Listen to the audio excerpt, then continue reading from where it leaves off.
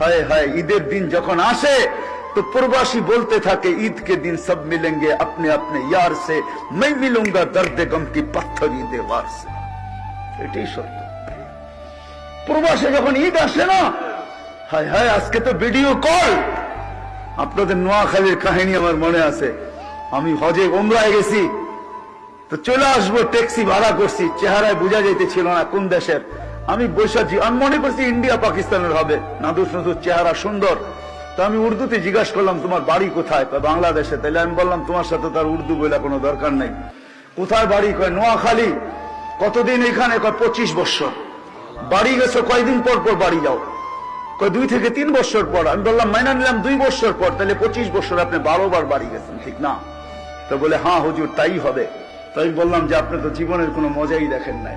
বছরে 25 বছরে 12 বার বাড়ি গেছেন। 2 মাস থেকে 3 মাস ছিলেন, 36 মাস।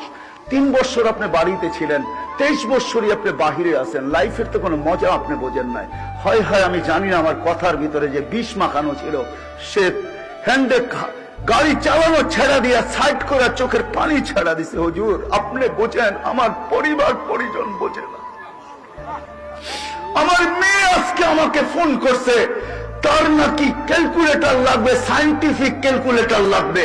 একটা ক্যালকুলেটর বাহির হয়েছে সায়েন্টিফিক, তার লাগবে।